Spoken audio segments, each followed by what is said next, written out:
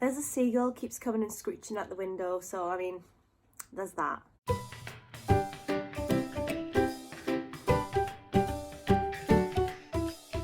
Hi everyone, I'm here today to do a book haul, and this is going to be part 1 of 3. I've decided that next year I'm going to try not to do many hauls at all, and so I thought I would just buy all of the books before the year ends. And so the books that I have here are in no particular order, they're just books that I have picked up that I thought I would share with you.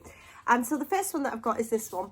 This is The Haunting Season, and it's a collection of short stories that are meant to be slightly creepy. We've got 8 best-selling authors that have contributed to this collection, and I did buy the Waterstone special edition for the fancy sprayed edges. I know I'm very predictable, but I do enjoy a nice sprayed edge. So this says, taking you from a bustling Covent Garden Christmas market to the frosty moors of Yorkshire, from a country estate with a dreadful secret to a London mansion where a beautiful girl lies frozen in death.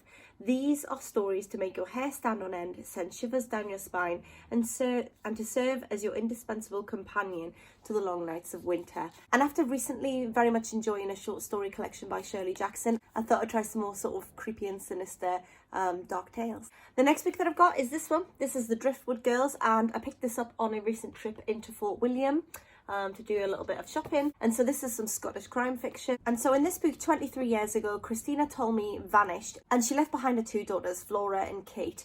And now, in present day, Flora is also missing. So in desperation, the lone sister left Kate. She starts to search the house in search of clues, and she finds a piece of paper with a lone name on it. And the name on that paper is Cal McGill. Now, Cal has a reputation as a sea detective, and he is an expert at finding lost things and people. And so Kate hopes that not only will Cal find a sister, but he'll also be able to unlock the mystery as to what happened to her mum all those years previous. And I'm looking forward to reading this because I love books set in Scotland. The next book that I've got is this one. This is Once Upon a Broken Heart, and I bought another sprayed edge edition. And just look at the naked hardback of this book. Look at that. Isn't that absolutely stunning? I have to say, this was sort of a bit of a purchase based on the design of the book because it's beautiful and I do collect nice books. But this is about Evangeline Fox, who for as long as she can remember has believed in happily ever after until she finds out that the love of her life is marrying someone else.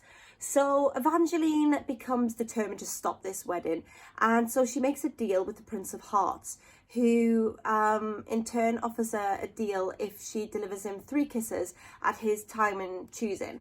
However, after the first kiss, Evangeline begins to realise that making a deal with an immortal is quite a dangerous game, and one that could end up in her happily ever after or in tragedy. And this is a little bit different to my normal read. I know it is. I'm not really usually into fantasy at all. However, I am determined to give this a go because I don't want to just buy things just for the design of the book. I want to buy things that I'll read too. So I'm going to give this one a go and see how it goes. But even if I don't like it, I have to be honest, I'm not going to rehome this one.